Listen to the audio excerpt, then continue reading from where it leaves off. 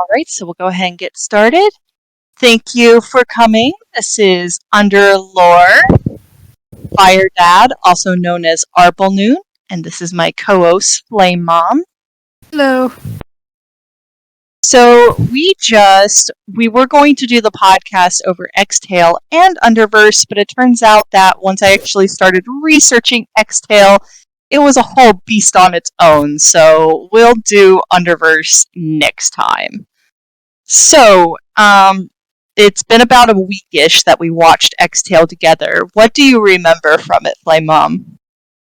Oh, jeez. I've got a terrible memory, but I do remember the premise of Gaster talking to Ink and getting some sort of power or ability to make new timelines in order to kind of try out some world building and seeing if he can create the best possible world in Gaster's eyes. And it turned into more of an experiment to see what he could do with these abilities and what would happen if certain things happened in these worlds. And he's kind of losing touch with connecting to the people in these worlds, especially the kids that he's brought along every single time. These poor children. Yeah. Who've been more or less mentally tortured throughout this entire experience in more ways than one. And it is turned into not just something that the kids in Gaster know, but something that more of the characters know, especially Sans, who is now working with the knowledge of this. And I forget what their new name is, but they're now going by a different name. Yes. Yeah. That one. Yeah, Cross. Yeah, so even though, XTale has so much extra material going on in it, and I feel it is going to be important and come up in Underverse, it is essentially just explaining why Cross, Kara, and Frisk all have a beef with X-Gaster. It is 10, 11 timelines of mental torture. Yeah. Yeah. But it's okay, because we're both fans of hand plates, and if you know what that means. That's true. It might be bad. The worst. We're definitely going to have to do an episode over hand plates eventually. Most definitely. Okay, so what do you kind of remember happens in this is technically timeline 0, is this first episode. Ink's like, hey. Kind of gives like a little description of what he does and whatever, and just kind of like a hello introduction to the series, and then he talks to Gaster, I think. Yeah, he shows up and he gives a lot of foreshadowing, and when I was reviewing this, I was thinking that this was actually kind of a smart idea by Jakei. He is setting this up kind of to where Ink is kind of a low-key antagonist in the series. And I honestly, as I was looking back through this, I thought it was really smart to put this intro in there where he's just like, you're gonna be mad at me, aren't you?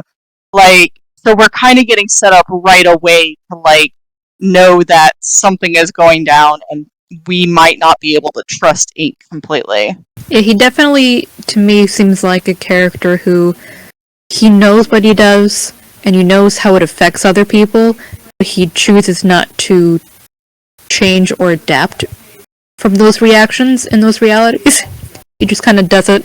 I think it might have to do with the fact that he doesn't feel actual empathy. I kind of had to laugh because somewhere later in the timeline, Gaster comments that he feels so many different things. But with Ink, I feel like Ink only feels really basic emotions because of the vials. So I think empathy is something that's really difficult for Ink to totally get his head around. And now that we're paused on this picture, and I'm not sure if this will be answered now or later on, and I don't mind whichever, but do the vials, because I see the vials look like they have little hearts on them, are those related to the feelings / attributes that are connected to the fallen humans in the Undertale game, or do they seemingly have no connection? They're just kind of a little decoration. I think the heart is just a decoration. It's just an aesthetic choice. I think the emotions are very much more like anxiety, sadness, happiness, which isn't really the same thing as the attributes connected to the human souls.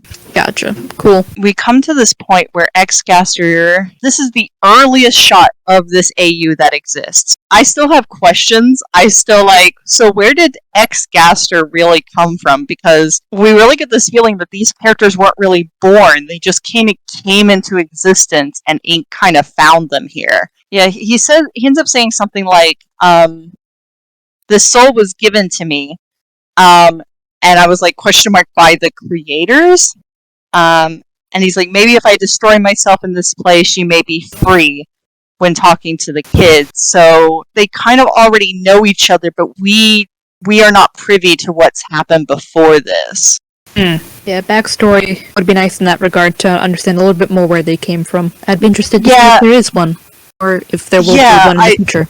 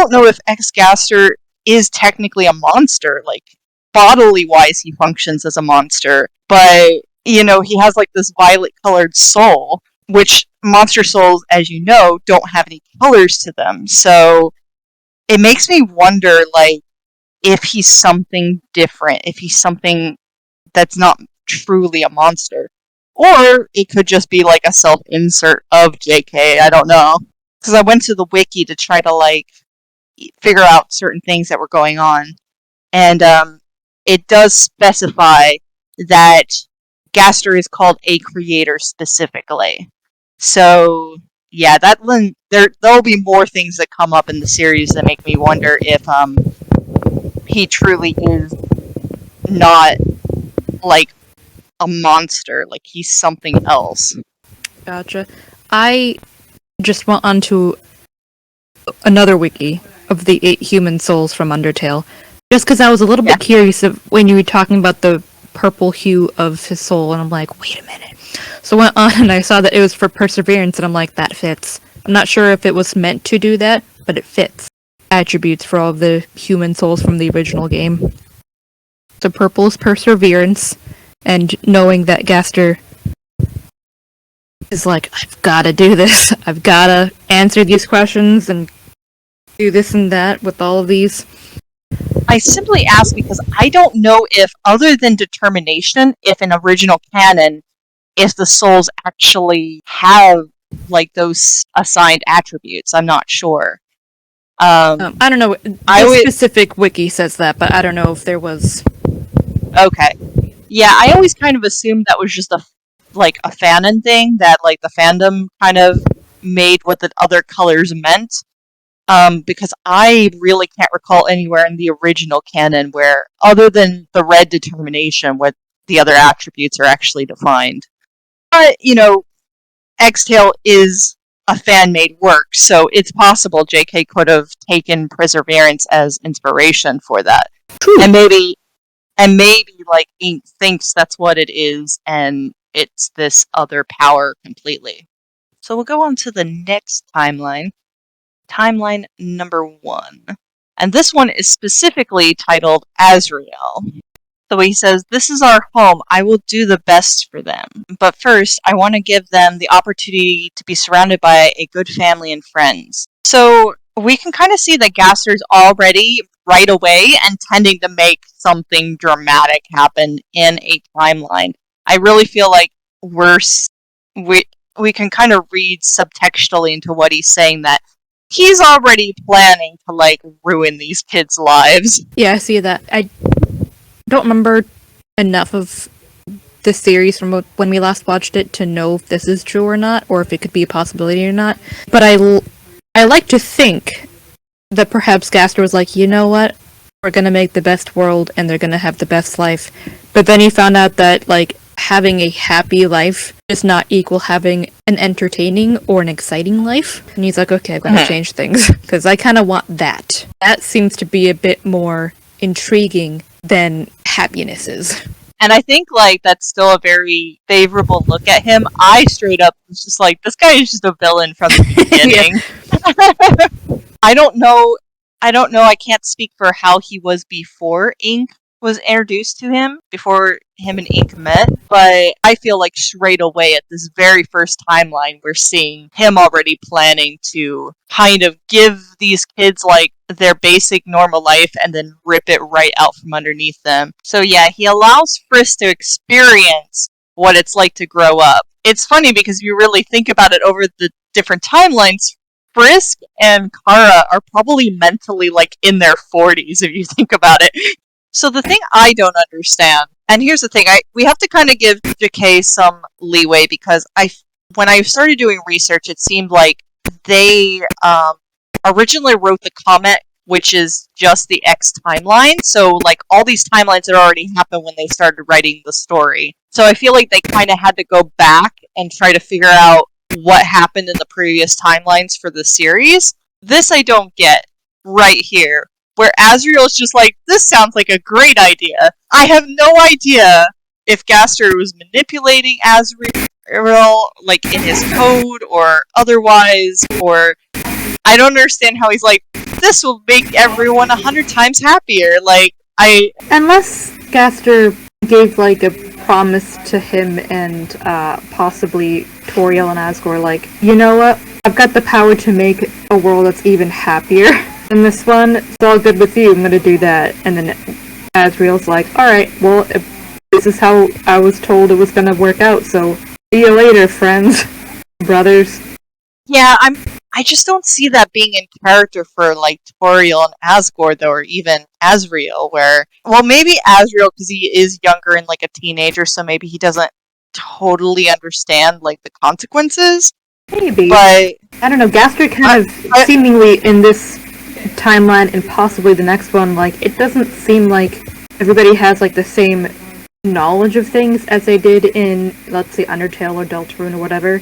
Like, I also haven't watched or seen the XTale comic, so I don't know about that. But it could be that Gaster just gave them a lot less information, so that they believe a bit more, and so that's a bit more like, we're gonna start fresh. yeah, it does, like I was about to say, like, it doesn't seem like in character that Gaster walked up and like, I'm basically a god. And Toriel and Asgore would, like, really buy it, but Azriel might. I can see Azriel kind of falling for it, but it's still kind of odd to me.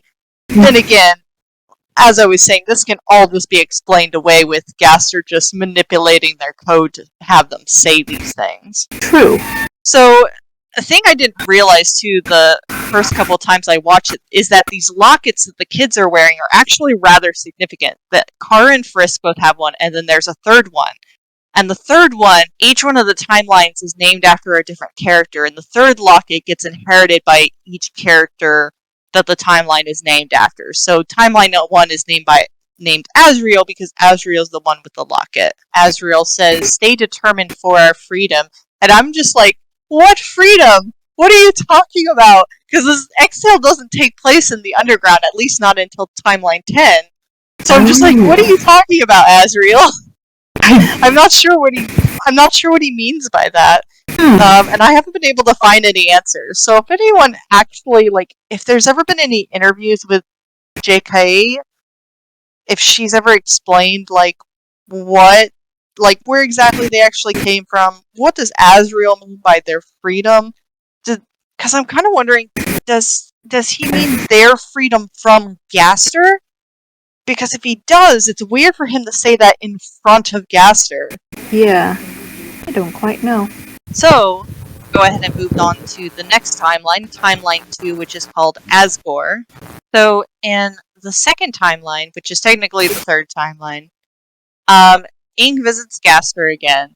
Now, I was kind of confused as to why Ink's name was blacked out, like in this dialogue to begin with, and I figured it out when I went and actually read the XTale comic. Ink's appearance in the comic was actually supposed to be a surprise, and a lot of this dialogue is coming directly from the comic. So that's why Ink's name is blacked out, because it's not anything like weird or significant. It's just Ink's appearance in the comic was supposed to be a surprise at the end of the comic, so that's why we see his name blacked out. Gotcha. Okay. That's pretty cool. Yes, and Gaster's like, I want to use all of the potential of my power for something I was thinking of before. So again, we see that Gaster is thinking of doing something story-wise or time-wise that he hasn't divulged to anyone. And this is also where we first see him actually realizes Gaster has the override ability, because he's kind of surprised by it. And he's kind of hesitant at first about this power, because he's just like, I don't think that's a good idea. And then again, Gaster's like, I want to find the best for them, or make the best for them. And again, this is me just personally thinking that Gaster is lying about this and using the children kind of as an excuse for like his game. And I really feel like Gaster is like a case study in like narcissism, definitely. Yep. Yeah, like if you like look at any stories of like narcissistic parents, you'll see something very similar to this, where you see he's entrusting the kids back into the timeline, back into the dreamer's hands. Kara says, not again. And then he immediately is like, I do not accept that word in my universe. It's very, like, his motivation is kind of paper thin at times, where you can kind of see it. Where, yeah, I really don't think he ever had, like, good intentions for the kids from the beginning. It's also, like, a thing with narcissists where, like, even though he doesn't really care what the kids want, he still wants the kids to like whatever it is he made. Yeah, I definitely see that. So we see that Asgore notices Karis is happy and confronts him, and this is where I realized that there were 3 lockets. I was like, oh, there's 3 lockets, and they give the locket to each one, so this one's called Asgore because Kari gives the locket to him. Okay. And this is another timeline where we do see them grow up again. We see that Frisk and Sans become close friends in this particular timeline. And even with that, like, we see Frisk from Sans' dialogue. Frisk has entrusted Sans with knowing about the previous timeline.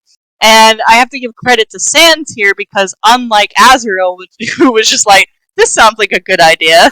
Yeah. I know I'm really shitting on Azrael. But Sans is just like, oh, that doesn't sound like a good idea. And he's just like, how can we help if he decides to do that again? I do like that he's like, how could Gaster create someone as kind-hearted as Asgore when he's so... Asgore's face is my favorite. Oh yeah, I love Asgore's face in that. It's so cute. I love all these characters, man. They're just great. And then we see this shithead. He reiterates a lot that, like, Kara and Frisk are not his creations, but we do see at times throughout the series where he is still able to manipulate their code in some ways. So it's very interesting where he can't make them forget, and I don't know if he can necessarily erase them, but he can still manipulate their code in different ways. And this, like, I don't understand Gaster's motivation. He just straight up kills Sam, and he straight up kills Asgore. And I'm not sure if he does this in front of everyone.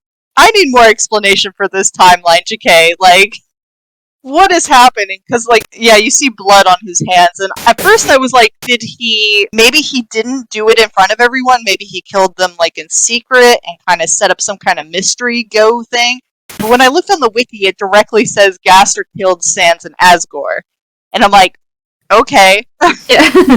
Personally, if I were Gaster, I would have set up like a fun murder mystery thing, but no, he didn't do that. He just straight up killed them. What's more exciting than Sherlock Holmes? I mean, that would have been exciting. Like, then again, if if he did like a whole murder mystery, that would be XTale. That's true, yeah. That would be. So he's like, too much happiness. Yeah, because at first I was like, is Sans just sick in bed? And then the wiki's like, no, he's dead. And I'm like, oh, okay. Because we see Sans kind of dusting a little bit, but he hasn't like completely turned to dust, so I didn't know what was happening at first. It's hard to tell because the environments aren't very elaborate, but it looks like he's just inside behind a panel of glass. And it's like he's not in prison or anything for killing these two, which you'd think he would be for killing the king. And then Kara is, of course, like, pissed. Nothing left. It's time to overwrite the story again. I'll put it in the words you can understand if you want to see your friends again. I must overwrite this time. Please let me work. So we definitely see, like, him being, like, legitimately manipulative here, where he's like, I killed the two most important people in your life, and you're going to allow me to continue to overwrite because otherwise you won't see them again. Dad of the year, he needs that kind of mug or a trophy. I know that there's like Gaster mugs you can buy from Jakei. I don't think it says Dad of the Year. I would totally buy a Dad of the Year Gaster mug from Jakei. Jakei, please make a Dad of the Year Gaster mug. That is fantastic. I know you already made one Gaster mug, but please make another. Okay, so then the third timeline is called Toriel. And this one is kind of sad. Toriel gets really kind of the butt end of the timelines. Because he's from a... This is the time that Gaster is trying out, like, a swap universe. But he's like, nah, this is just too similar to everything before. So he erases it in 2 days. Now, my girl Toriel didn't even get, like, 2 days with her boys. Poor Tori. Yeah, he makes a mention here of, like, the different genocide and neutral and pacifist routes. But right away, he's just kind of like, nah, that sounds like trash. I want one true ultimate, like, storyline. And I think this is just kind of setting up his disdain for, like, the reset ability. Mm. And I also kind of wonder if Timeline 3 is where he starts directly carrying over Alfie's memories. Because I think Alfie's is one of the few people he allows to have memories carry over so that she can continue to assist him. It already looks like he's kind of taken over her mind code-wise just because she's writing in Wingdings. I'm not sure if that's just how she writes when around him, or if that's how he writes, and because he's kind of taken over her mind, that's how she now writes. Maybe? I always kind of assumed Wingdings was just kind of a different language, or just code. I love this. The timeline only existed for 2 days. The children seem upset. And I'm like, no shit, Gaster. They say I'm an insecure old man. What kind of caught me off guard is right here. You can see that he's kind of sweating. That makes me kind of wonder if he subconsciously knows that these children could wreck his shit. They know too much. They know too much, and they are human children. And I don't know if Gaster is not a monster, I don't know if he knows he's not a monster. So that could be like him being a little anxious because, you know, humans are significantly more powerful than monsters. So I do kind of wonder if he is afraid of, like, Kara and Frisk to some degree. I do not need the opinion of those two insolent brats. And then we go to the fourth timeline, which is called Muffet. Because Muffet is the one who briefly gets the locket in this timeline. Right away, we see some more stuff with, like, Gaster's feelings towards Inks. He says something along the lines of, I never told him, but I really admire him. First, I was kind of thrown by that, because I was just like, Jakei, are we shipping Ink and Gaster? Because that's kind of weird. But then I had to stop and think about it. The thing with, like, a lot of narcissists is they have this thing called a favorite person. A lot of people on the B cluster, because I'm a B cluster personality disorder type. And what it is this thing where people in the B cluster personality disorders can have this thing called a favorite person, where you really, really, really want to be in the graces of, like, this one significant person, and you want to impress them, like, no matter what. So I think if we are looking at Gaster more like a narcissistic case study, I don't think because at first I was like, is this romantic? And then I was like, no, it's not romantic. It's definitely like a favorite person kind of favoritism. Especially since I think we could have kind of seen it before where he was kind of doing that thing to the kids where he didn't really care what the kids wanted, but he still wanted the kids to be impressed by what he was making.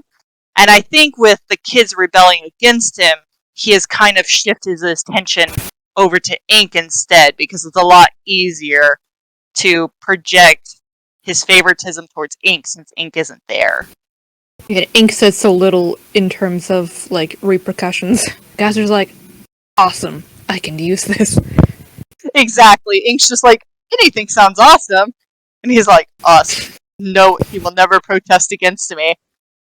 And I feel kind of embarrassed because I didn't find out about like the whole Frisk and Muffet being shipped together until like later outside the fandom after I'd already watched this several times. I totally did not get that they were flirting here. It just went straight over my head. I mean, truly, unless you had told me, I would not have known. I didn't see it, and then once everyone's like, yeah, they're totally like kind of a on and off ship.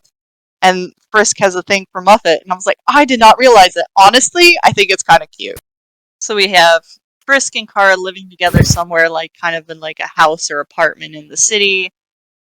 And X-Gaster's kind of like left them alone for a little while until like this day they're kind of like teenagers, and he just shows up. Despite hating like alternate routes, he's like, I'm gonna start a genocide route. And then this is like what I was kind of saying before, where like even though he can't change their memories, he can still manipulate their code. Because he's like, I have decided to overwrite one of the human children. I want to know if their determination allows them to ignore my old orders in an altered state. What could happen if I involve them during the development of my perfect world? So it's kind of been implied in this timeline that Kara's been depressed and like not really come out of his room. He's been kind of a shut-in. And he doesn't come out until like he realizes something is significantly wrong. First, Muffet's like really confused because she's like, Frisk is attacking everyone. She feels betrayed. She doesn't understand what's happening. It doesn't make sense why Frisk has decided to start killing everyone. And we definitely see Frisk really wants to play with you. Like, that is so, like, he's just seething with this evidence that, like, he just wants to play a game. He doesn't really care what the kids want. Now this, it also took me a second to realize. The spider is bringing a piece of Gaster's report to Muffet, and we'll see shortly after this that a piece of the report in Alfie's hand has been torn on the corner. I didn't realize what was happening here, but Alfie's in this scene is tipping off Muffet to everything that Gaster has been doing to the kids. And then it's with that she realizes that Frisk isn't doing this by his own will. How she gets that much information from a little piece of paper, I don't know. I'm just chalking it up to like a data exchange or something. And then if it turns into Spider-Man, good for her. Well, she is a spider. Well, true. I meant she like is the spider, whole like so. using the webs to like shoot out to someone and keep them at bay. Yeah, I love the Muffet sees right through this. She's like, he never cared about you in the first place. And she convinces Kara to go, like, stop him, do something. Punches Gaster in the gut. Good for him. Yeah, good for him. So then we move on to Timeline 5, which is kind of a meaty one. This one is called Undying. In Timeline 5, we definitely see a much more significant story shift. In this one, Gaster is really pissed about Kara punching him, even though he can't acknowledge that he kind of deserved it. So in this one, he makes the humans kind of live on their own, and no one likes them. Like, no one knows them. He doesn't entrust them to the Dreamers. And in this scene, we see they crush the third locket. So Alphys finds the third locket and takes it to get repaired, and she decides to give it as a gift to Undying. Aww. And then we see here the kids are fed up. Their dialogue has even changed to red because they're angry boys. And they're confronting Alphys because they don't know where Gaster is. So at the very least, he's close to Gaster. and they're aggressively trying to get answers from her. Not in her date dress. Yeah, her cute little date dress. And they kind of confront Alphys about just accepting.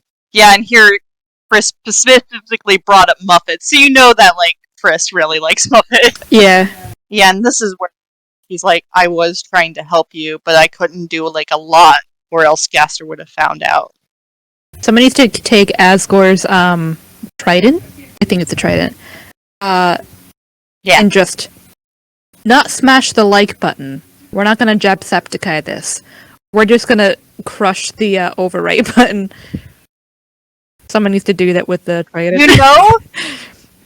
I wonder if he can do that. Well, because the mercy button, I assume, came back after that fight. That is kind of an interesting thing you bring up, if Asgore is capable of destroying different buttons like that. I haven't seen that actually happen in a significant way since OG Undertale. I would love to see more of that, especially since I don't know whether or not the mercy button worked in the same way in the game as your soul does at the very end of the game, where it says Flowey's battle? I think it says, but it refused. And I, as someone who likes poetics, saw it as being both. It refused, like it wouldn't allow this thing to happen, it wouldn't allow for it to break for too long, but it also refused, it came back together, and I'm wondering if that's how the mercy button came back. Like, it wasn't supposed to, but Maybe. It did. And we see she's already wearing the locket here. So she kind of breaks down Alfie's, like, who are these kids? Like, why were they harassing you? And she goes up to, like, actually talk them through, and they end up telling Undying pretty much everything that's happened. Alphys looks And then so she's cute like, in this. I love this face where, oh yeah. Like, I need her as a Build-A-Bear from this. Like, she just looks so plushable, I can't. Oh my god! A Build-A-Bear Alfie's, I would totally buy that. Especially in, like, her cute little dating dress. That would be so cute. Oh my gosh. So they've told Undying, like, everything that's happened so far, and Undying at first doesn't believe them. She's like, this just sounds like a weird roleplay thing. And Alphys is like, no, it's actually all true, everything that they've said. And at this point, like, they're like, well, let's come up with a plan. Let's try to actually fight Gaster. And Frisk here, I think what happened is Frisk focuses in on Undying wearing the locket, and I think Frisk, it really just turns him off because he had tried to give the locket to Muffet in the previous timeline. Mm-hmm. So it really disheartens him, and he's like, I don't want to do it. Like, if we fight him, it's just going to cause more trouble for us. So, like, when you brought up malicious compliance, oh yeah, we kind of see, like, Frisk doing some malicious compliance here, where, like, Frisk is like, I'm not going to do anything. Like, you guys do whatever you want, but I'm just not going to get involved. Mm-hmm. But Undying's like, I'm going to train Kara, and we're going to go fight Gaster. It's very much an Undying thing to do, just like... You gotta get swole. Just get good. Yeah. Kara does indeed get swole. I don't know how old Kara is supposed to be, but yeah, those are very swole muscles for a kid. Yeah. He, to me, looks about 14, 15, but I could be very wrong. So here Kara is confronting Frisk, like, one last time, like, why aren't you helping? Like, why don't you want to help? And Frisk is like, we're just gonna lose. And then this happened so fast that I didn't realize it. Can you tell what's going on in this screenshot? Oh yeah, Alphys has been caught. Alphys has been caught by Gaster. This happened so fast, so many times I saw it, that, like, I didn't realize what was happening in this scene. I was like, oh no. Here's another thing that once makes me wonder what's going on, because Frisk says, stop calling me brother, and then he says, you and I shouldn't coexist in the first place. So I'm like, what is going on? Like, where did these people come from? Oh, maybe, this could be wrong, but maybe Frisk is taking, like, because I've hurt other people, I should not be with anybody right now. To do this, I must distance myself from people, and therefore basically put on an act of I'm angry with them or I don't care about them so that I don't hurt them again. Because Gaster will know and Gaster will use it again against me. And probably against you all. You feel like he's really just this is his way of trying to protect Yeah, everyone. kind of like Monster Kid and the Bridge.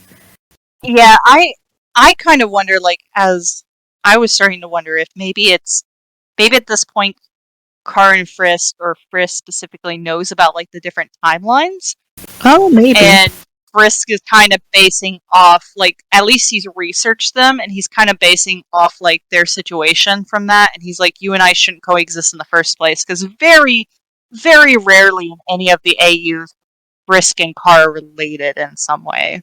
Pretty significant fight between Undying Gaster and Kara.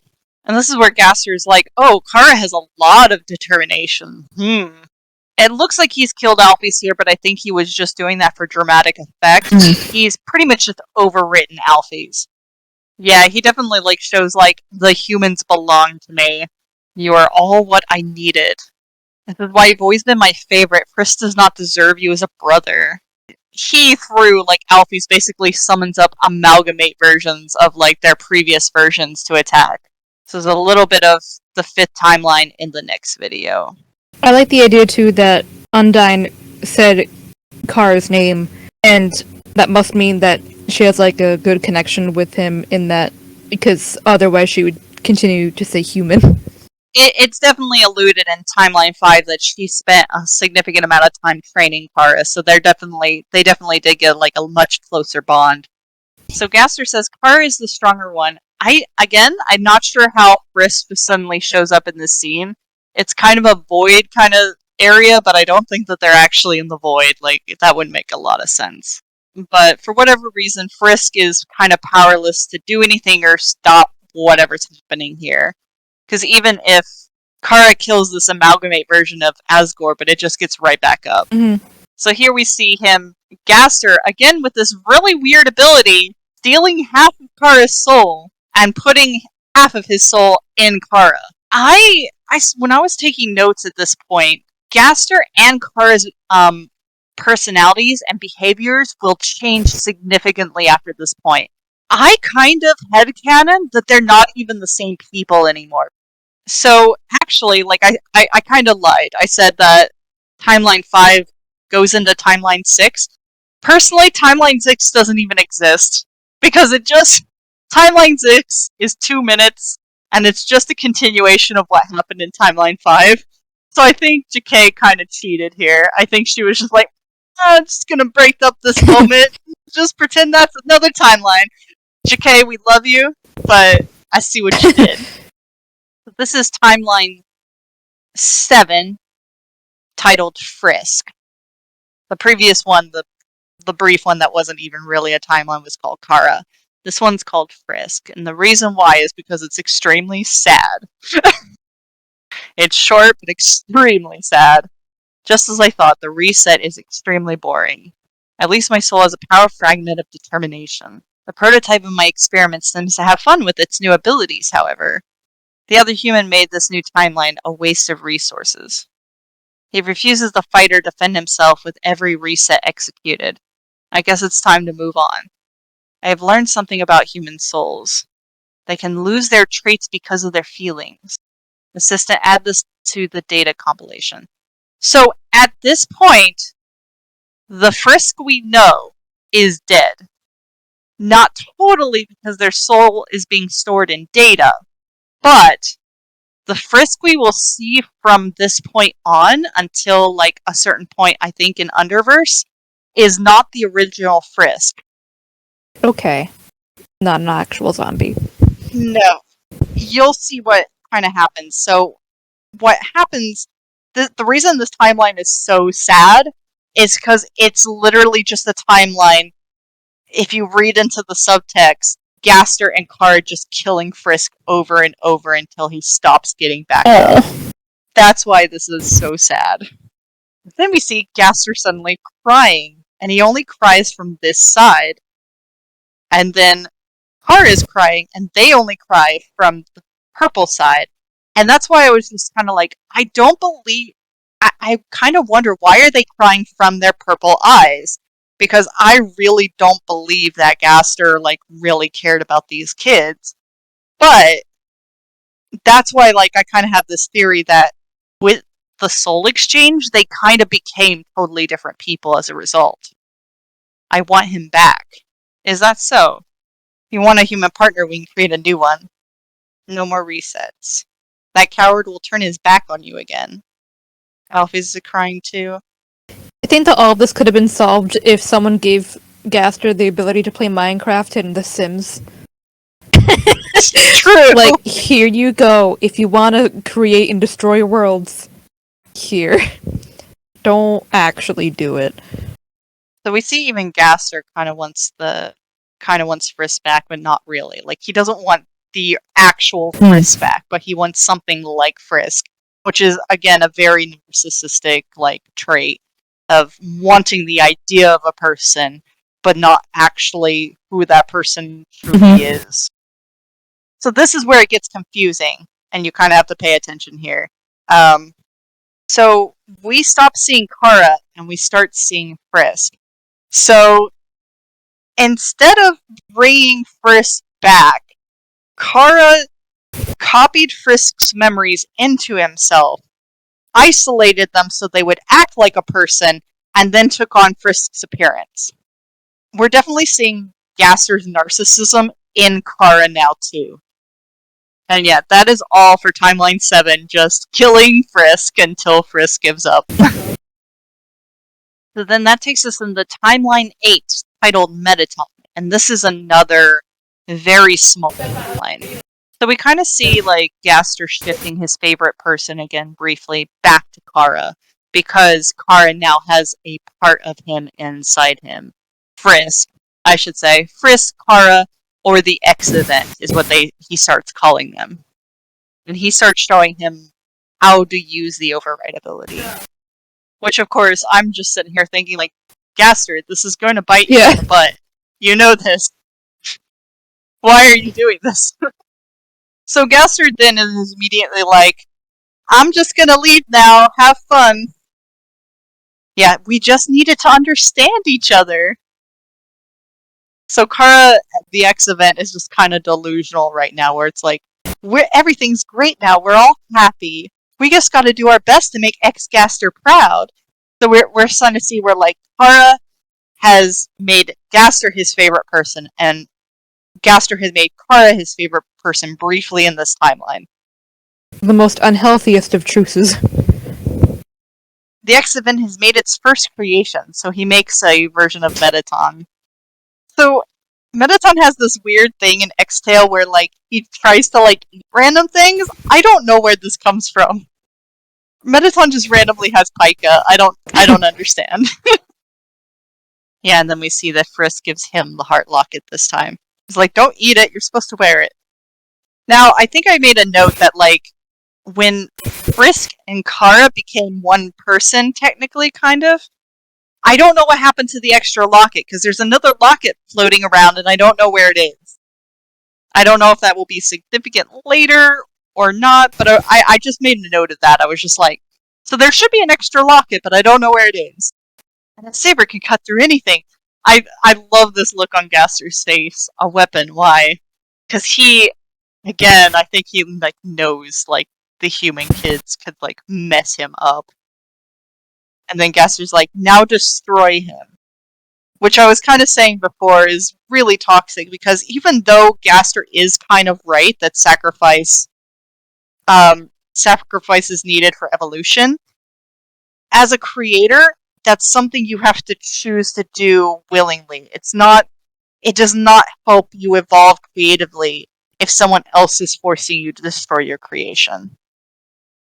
It's definitely where, like, Gaster doesn't really care. As far as the kids, I feel like, to some extent, he wants the kids to be what he wants them to be, and not, like, what you should do as a parent, where it's like, you help nurture and grow your children, and they will become whatever they become. That's not your choice to make. Evolution requires sacrifice. Yeah, that's his little thing. This scene here, I don't know what's happening here. It looks damn cool, but I want to know what's happening. At the X event starts freaking out, saying, I'm tired. Mettaton attacks, but the X event doesn't seem to make him attack. He attacks on his own. And then we see the soul, Well, okay, so it's upside down, so the soul we see is Gaster's, but the eye direction reflects on Frisk. So why are we seeing suddenly Frisk's eyes inside Metaton? Unless it's I don't know if this is just... Unless it's Kara taking over Metaton and being like, dude. It could be. Maybe it is Kara. Maybe it is the color of the letters changes to white and forward instead of red. So maybe you're right. Maybe this is Kara acting through Metaton. It's the whole ghost thing too. Still inside the human. Like ghosts can take over different bodies. Yeah. The whole Metaton being a ghost thing can be. Well, Kara is currently a ghost because Metaton is technically a ghost OG, but I think we just kind of ignore that for the sake of XTale. Yeah, like same character, but not from the same source.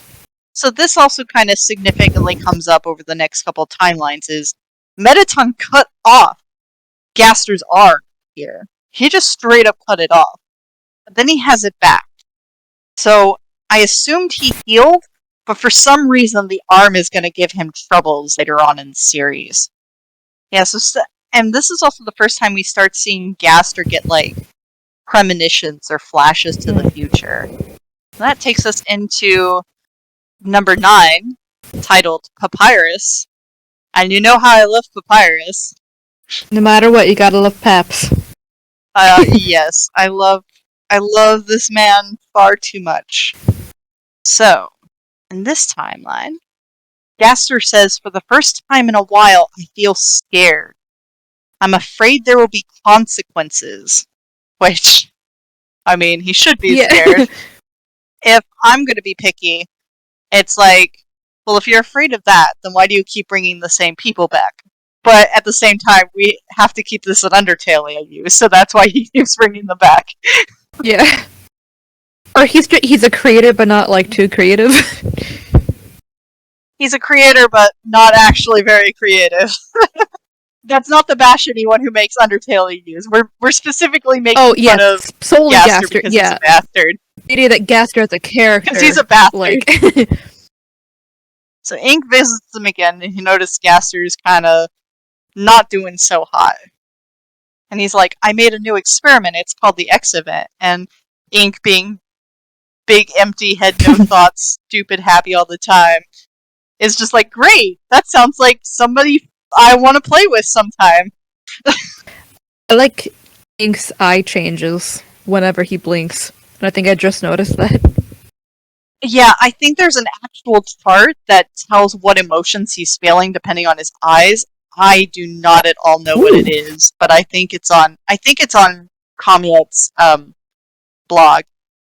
So here, Gaster extracts his original soul, what's left of his original soul, and puts it in this vial. So, at the very least, the body is able to contain the memories and maybe some of the will of the original person, even though he's not even himself anymore at this point. He's only like half of Kara, and he gives what's left of his true self in this vial to Ink to keep for safekeeping. In fiction, like, the magic systems around souls can get kind of weird sometimes. So, Kara here is talking to Frisk about Gaster's been visiting the original timeline. I think he's like, why don't we go visit? He's like, we're not supposed to go there, though.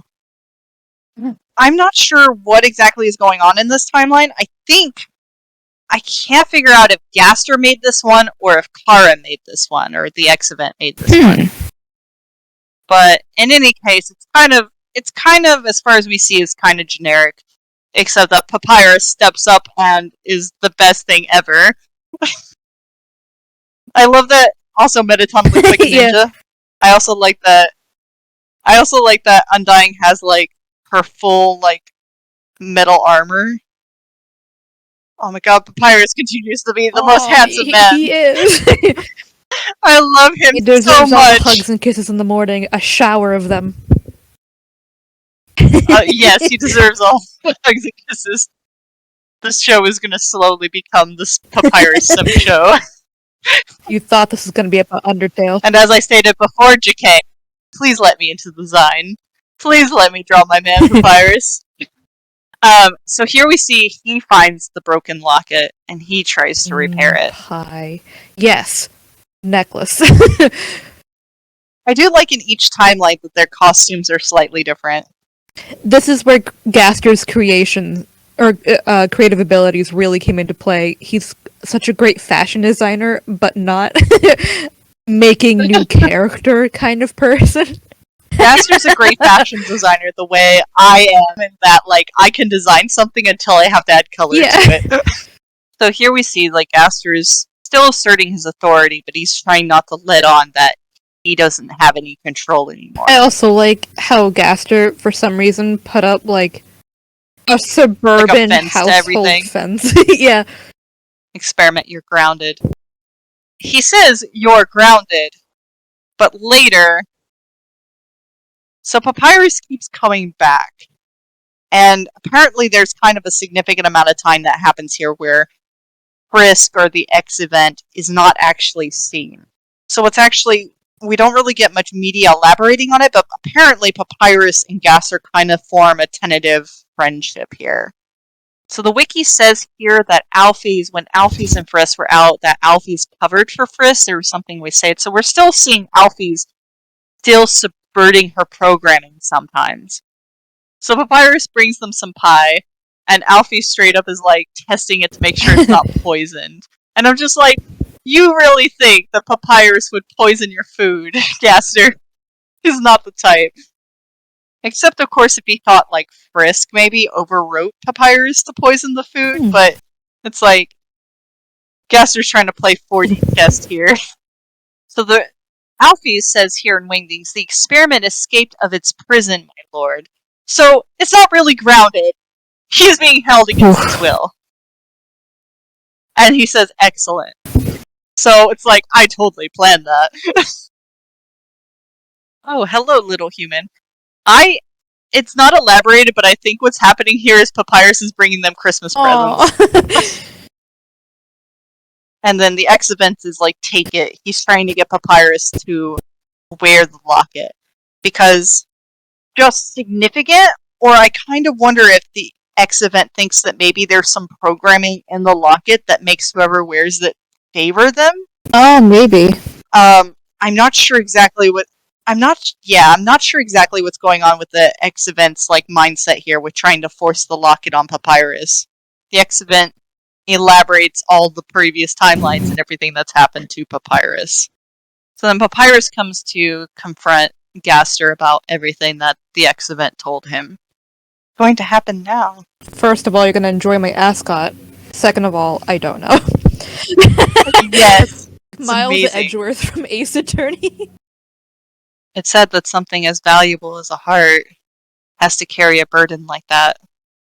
I always thought the air of sorrow was normal in these lands. But now I understand that we are just your reflection. Don't give us real feelings, please. Oh my god. You are the only ones who need to understand your own mess. We will be grateful, it's a promise. Again, I think Papyrus is kind of big, wholesome dumb, because I don't think those are exactly the words that he truly meant. Not to give them real feelings. But I think he was just trying to make a point of, like, please try to figure out your own mess before you get us involved, is pretty much what he was saying. So for whatever reason, this creates a new timeline, and for whatever reason, this puts them in the underground and makes them much younger. I don't know how. But this takes us... even though this is Timeline 9 video, this is Timeline X going on here. Unless Gaster's timelines all happened post them getting out of the underground, and then Frisk's reset them way farther back than Gaster usually did. My only problem with it is the fact that we've gone through 9 timelines and that hasn't been told to us until now, but I can accept that as a theory, that each timeline does, for the ones that make sense, do take place in the underground, but then they get out of the underground almost immediately. I like the idea that Gaster has some sort of, like, baseline information for each timeline, and that is one of them, like, starting at a very similar point in time every time. XTale comic took place in 2000, was written in, or at least posted in 2018. The animations for XTale started in 2000, or I'm sorry, the comic started in 2017. The animation started in 2019, and this video came out December 2019. So this is where Jakei finally gets back to the original AU and starts elaborating on that. So some of the designs are a little different. I think Jakei just made the skeleton kids even cuter than in the comic. Yes, the long wait has finally paid off. So with that, I'm kind of curious, like, what is Gaster planning? Like, what is working out for him that he's not telling us? The experiment was a success. Now it's time to give it a name. And part of me is just like, Gaster, did you actually have a plan, or are you just like, aha, this is totally a success? Do you think his new experiment is that he wants to know if the quote-unquote abomination version of Frisk that he's created, just because it's done so much to this poor little kid, that they now have the power to do what Gaster did before, and even though it's now in Frisk's hands, literally, these powers, Gaster still sees that what he was doing before is what's still happening now. So maybe that's part of the experiment. Like, it's still going on. It's still a success because they're still doing what I was going to do anyway. It's just them doing it now and not me. Maybe. We do start to see he does get kind of nervous, like, with some of Frisk's behavior after this.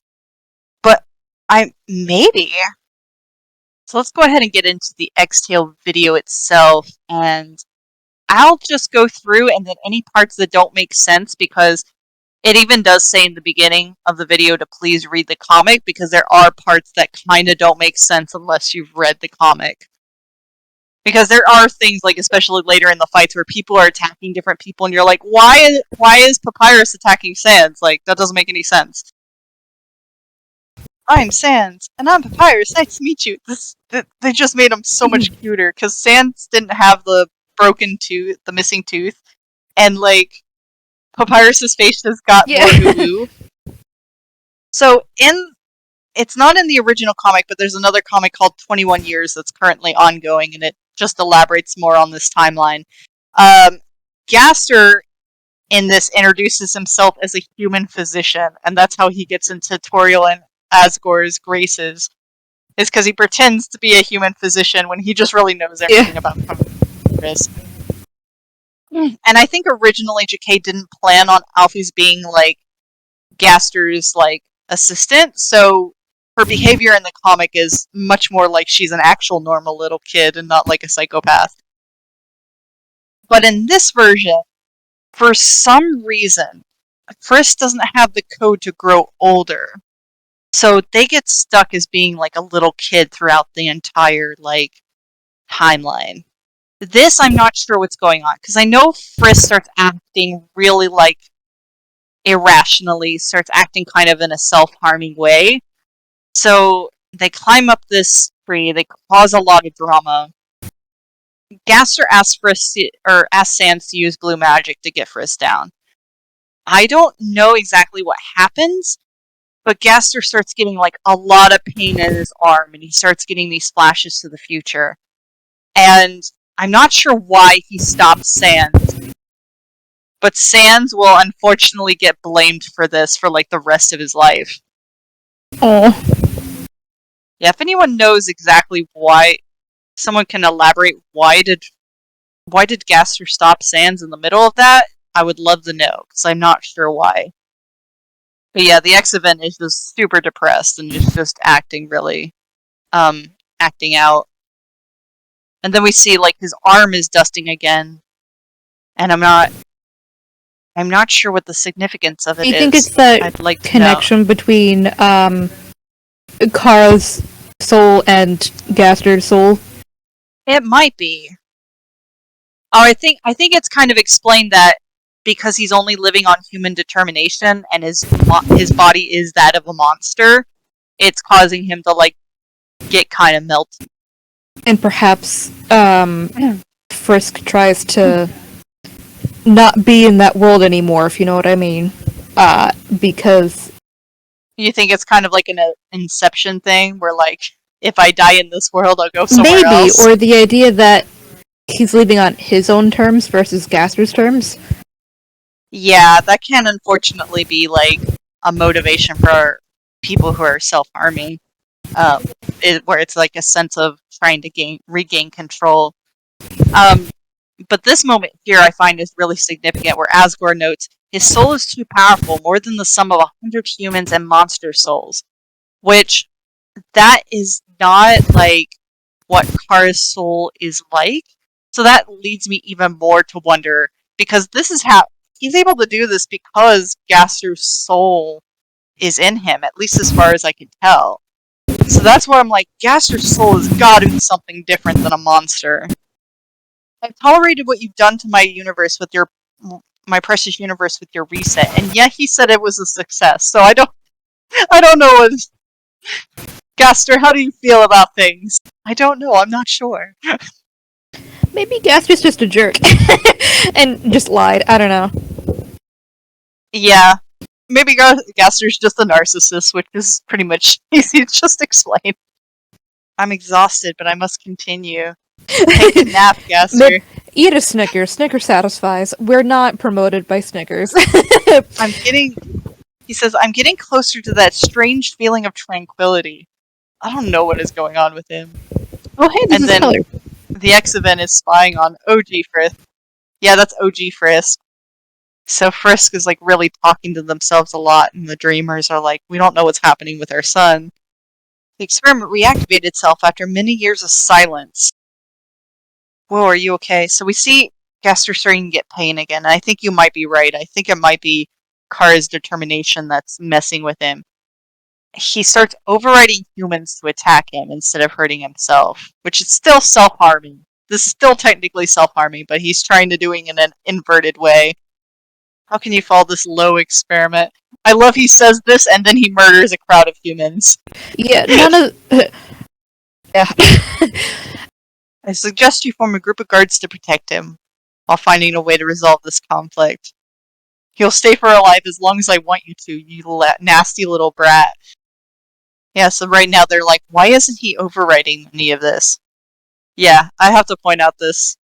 Gaster's drinking chocolate milk from a wine glass.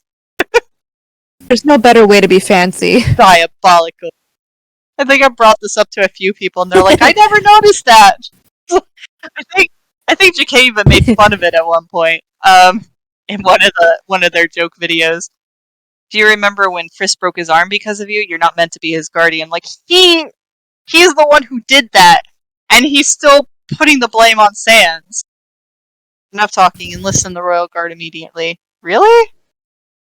We won't let you down. Let's go, bro.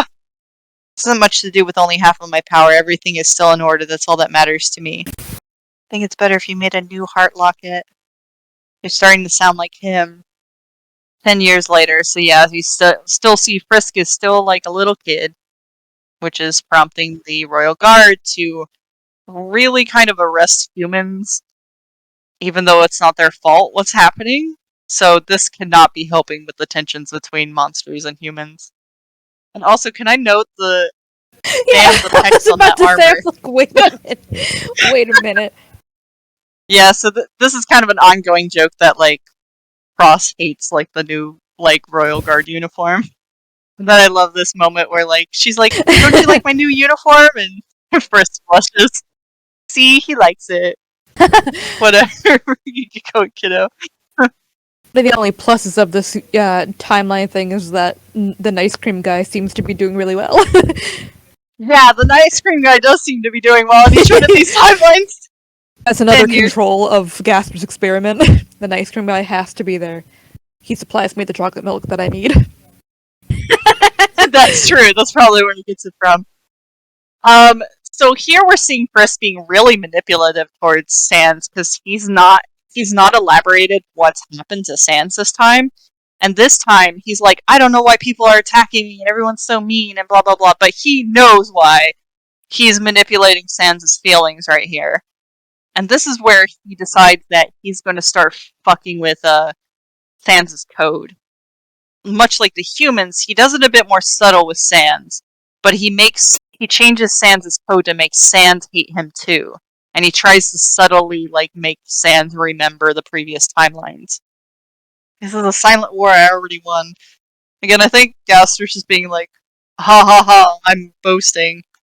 Gaster says, I dreamt about my death, but someone in particular was not there. Should it be important? This happens in the comic. Frisk goes out with Sans and Papyrus and just kind of spends the day with them. But then Undying decides to be like a cheeky little brat and kidnaps Frisk to kind of test Papyrus and Sans to see how good they are at protecting Frisk. So that's what kind of happens. That's what kind of happens here. This is why they're all waiting for them to come back, and they're like, they're late. And then Alphys is like, Sans' core code is slightly overwritten. Because I think there was like a reset. Because at first it was just kind of normal, and then Sans realizes something's weird. Like, why do I hate Frisk so much? They're my best friend. Like, I don't know what's happening. Yes, try to remember, Sans. Your stupid mind keeps trying to make you forget. I'll have to make you suffer slowly. So yeah, we're definitely seeing like Gaster's sadism coming through, and so this is kind of like what's happening here is like a world peace ceremony. The Dreamers are like, "Yay, we've accomplished world peace! Hooray!" Not really, but and they're like, "Why is Sans acting so weird? He's supposed to be up on stage with them." Papyrus just comes up with a whack, thumps him in the head. And Papyrus, unfortunately, does not know what's going on. He thinks that Sans is anxious about the humans, and that's not what's happening. I like to think that Papyrus has the whole, like, aw, monster kid. Like the stereotypical American football player who just, in like a friendly way, smacks all of their, of their teammates. Papyrus does the same. I can see that, yeah. So this is kind of a significant moment that Jakei put in here with Monster Kid on Papyrus' shoulder. I didn't notice this until I started reading the comic that that's actually kind of important, that Papyrus kind of has a friendship with Monster Kid, because later on, we'll see Papyrus betray that friendship. And this is where we see Frisk overrides Sans to try to kill them all. Gaster steps in to stop them. So in the comic, it elaborates a bit more on here, where Sans runs off. He kind of goes into a hiding for a short while, because he doesn't know what's happening. He doesn't know why he attacked. And the Royal Guard do eventually catch up to him. In this scene, he's trying to explain to them what happened. He's like, I didn't do it. Something took over me. And then Gaster does a reset and takes him right back to the moment. And this is sort of where Frisk starts being like, wait a second, he doesn't like the reset ability. Why did he use reset instead of override? Oh my god, I didn't notice this. He's got, okay, what does he have here? He has a pie. He has 1, 2, 3, 4, 5, 6, 7, 8 cartons of chocolate milk, a burger, and I want to say that sandwich that's shaped like a plane. I want to say that that's an item in somewhere in original Undertale. I can't remember what the item's called. Mechanics in this way. That's just his inventory. What is wrong with this man and his obsession with chocolate milk? I don't know. The drink of... I think Gaster would be like a coffee drinker, but he drinks chocolate milk. I like how in Zarla's little balloon, I forget it, I don't know how it's pronounced, but the desktop buddy, you can give Gaster stuff, and it's very similar to this. Oh, yeah. But not pies and chocolate milk, but like just marshmallows, coffee, and cigarettes. And that's just... Yeah, because isn't in Zarla's comment, he's like, coffee, cigarettes, and marshmallows are his thing. Either way, no matter what. Yeah, I love how, like, each Gaster, or, like, each Sans and Papyrus have kind of their own, like, slightly different food preferences in each AU. I love that. So yeah, we're seeing that even still, Alphys has part of herself inside. So the overwrite button doesn't... Either it's not very as powerful as Gaster thinks it is, or he's not very good at overriding people. So here we're seeing Frisk go cross like the main timeline, and Frisk is really trying to convince Cross that this is so much better than their world. And Cross is just kind of not buying it. He's just like, okay, well, it's nice, but, our world is still our world. Like, it's still ours. It doesn't have to be better. We ran out of chocolate milk. You had 8 cartons, Gaster. Besides, we made the worst mistake of all. Protecting and loving someone like you.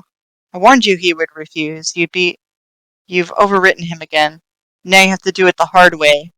So the AU is very dependent on Gaster's soul being present in it. If Gaster's soul is not present in it, the AU disappears. Ross can't kill Frisk here, because he knows that if he kills Frisk here, their AU will disappear because his soul is currently supporting it. We don't mind being exactly like other universes. Perfect or not, we can enjoy our lives in this timeline. That's the point, Sans. We can't enjoy any life in a world created by ex-Gaster. Such seething hatred for Gaster at this point where it doesn't even matter. He's kind of showing the same traits where, like, the happiness of those around him doesn't matter. He just wants to get back at Gaster. So Gaster shows up and is like, what are you doing? The X-Event sees he really doesn't have his override ability anymore. Gaster, like, he's not even trying to hurt the X-Event, he just stabbed him to pick him up, and it's like, he didn't need to do that. This is my perfect story, my perfect universe, the experiment. My experiment? What is my experiment? What is your experiment, Gaster? And then we see here that the X-Event is like, oh, well, I guess it's time for us to just do whatever the hell we want. And they give everyone... Here's the thing, they give everyone their memories back. Except that now they have spite against Sans. So they give everyone's memories back, but they also make everyone hate Sans. But in the comic, what's happening here is that Papyrus wakes Sans up like he always does, but Papyrus kind of remembers the resets. Papyrus is kind of fighting against the overwrite. He knows he's being set along a path to attack his brother, but he doesn't want to. We see it in his expression, we see it in his dialogue. He's kind of being forced along this path, but he really doesn't want to be. He really doesn't believe the hatred that's been programmed into him of his brother. And I think what's going on is that Frisk is just particularly spiteful against Sans for betraying him. Yeah, because Monster Kid runs up and tries to check on Sans, and Papyrus straight up attacks both of them. In the comic, we can see it better, where Papyrus, you can see in his face that he doesn't want to be attacking them, he's being forced to attack them. Yeah, we can even see in Papyrus's face right here, where he's just begrudgingly going along with all this. So Sans shows up here and uses blue magic on everyone, but Papyrus. That's actually something kind of noted more in the comic. It's easy to miss there, but he uses blue magic on everyone but Papyrus. Because Sans just straight up loses his sanity at this point, because it's been going on longer that he's been feeling this hatred towards Frisk. And he just mentally breaks at this point where, like, he attacks everyone. He's just like, I'm gonna kill everyone and steal Frisk's soul, and then I'll be the god of this world. No matter what, everybody loves Papyrus. Everyone loves Papyrus. He's the best boy. So in this scene, Cross has killed everyone, and in the comic, he kills everyone first but Papyrus. Papyrus, I think, tries to stop him, but Papyrus's mind is still kind of messed up from the overwrite. So Cross ends up killing Papyrus too. Because I think at that point, Cross is like, well, if I get the overwrite ability, I can just bring my friends back. So I'll just kill them. It's fine. It's fine. It's fine. So here he kills Frisk and steals his soul. And he doesn't know about Kari yet. But you see, the overwrite part of the soul disappears when he tries to fuse his soul with Frisk's. I refuse to die. Okay, so in the comic, this moment right here, it's not shown in the series. So what happens is Gaster is collapsed on the floor. Sans shows up. He uses blue magic on Gaster. It's actually kind of funny. He throws him out of the roof and into the woods somewhere. He just yeets Gaster into the woods. And I just find it kind of funny, but Sans is like, I'll deal with you later. Yeah. And he throws him out here. So this is that scene where, like, Gaster is actually dying right here. He's like, I refuse to die, nothing was a mistake. I think he actually does die, but again, he's not truly dead because Ink has the other part of his soul. And then in the comic, what happens is, so because Cross yanks Frisk's soul out of their body, it yeets them and he fuses their souls together for some reason that overwrites the overwrite part of the soul, or the Gaster part. And that completely wipes out their AU, and they both get yeeted into the anti-void. It's a really, really emotional scene. Kind of emotionally draining, because it's just misery all around, where, like, Frisk tries to give him the locket. He refuses it, even as Frisk is dying in his arms. He's basically like, die mad. But he does eventually take up the locket after Frisk dies. And that's when Kara appears and is like, I'm here, bitch. And Sans like, aw, damn it. And he's like, well, fuck it, I'm just gonna remake my world using the overwrite. But for some reason, it's noted in the comic that monsters can't use the overwrite ability. And I was like, excuse me? Which again leads even more into me like, Gaster is something other than a monster. Like, why is it significant that monsters cannot use the override ability and yet Gaster can? Perhaps he's made himself a low-level god. Gaster's like, how? Yeah, I don't know. I'm like, maybe he's like a demigod. Maybe he's like, maybe he truly is just a self-insert for Jakei. That's not against Right, Jakei. no. I understand. I do that all the time. But it does kind of lend some idea that, like, he's a self-insert for a creator, or like, even a self-insert for Jakei. And again, it's not a knock against Jakei. I do think Jakei kind of, like, might think that as well, because a lot of their joke animations just has Gaster being a huge dork, and I'm like, I do the exact same thing with my villains. It's in the comic, it's kind of implied that Cross ends up wandering the anti-void for a little while, and he's just like, fuck, I don't want to do what Kara says. And then Kara's like, you murdered all your friends and family. You need to do what I say, because otherwise you'll never be able to undo what you did to them. Again, we're kind of seeing that, like, when Gaster murdered Sans and Asgore, using the overwrite ability as a manipulation tool against someone. Yeah, so this is where in the comic that it's like, oh, Gaster was talking to Ink the whole time. It's kind of revealed, but we, watching the animation, already know that. Oh, hi. You're not the same person. So Ink comes and spends some time with Cross. Cross kind of tells him what's been going on. And then, like I said, like, there was some stuff that's actually significant in the credits, which only shows up in the full movie upload, not the breakdown timeline. Ink brings, like, some art supplies and paper and just has kind of Cross, like, kind of a therapy session, kind of telling him what's going on, what all happened. And then Ink gets very distracted and just like, multiverse. So here in the credits, we see where Core shows up and talks to Cross, and it's like, well, you're a survivor. Why don't you come to the Omega timeline where there's other survivors? But I think not only is Cross being manipulated by Kara, but they're so overwhelmed with guilt from what they've done that they refuse to go with Core. Big oof. Oh, hi, Air.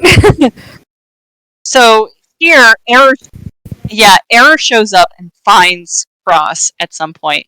And I think what happens is Error destroys the monster half of his soul. I think that's what happens. Ink comes in and is able to rescue him. Oh no, the determination half is gone. So Error came in and destroyed the determination half of Kara's soul.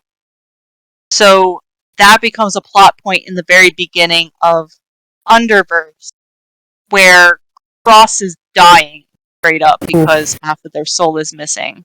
They're like, we're on a timetable, we gotta start moving on whatever it is we're gonna do. So that's all I have for the XTale AU before we get into Underverse. Did you have any questions? Any comments on what we saw? Questions? Not at the moment. I think a lot of things were cleared up this time that I had either forgotten or questioned before. All right, so I think we're going to wrap up here, and we'll be back in 2 weeks with Woo! Underverse. Thank you all for watching.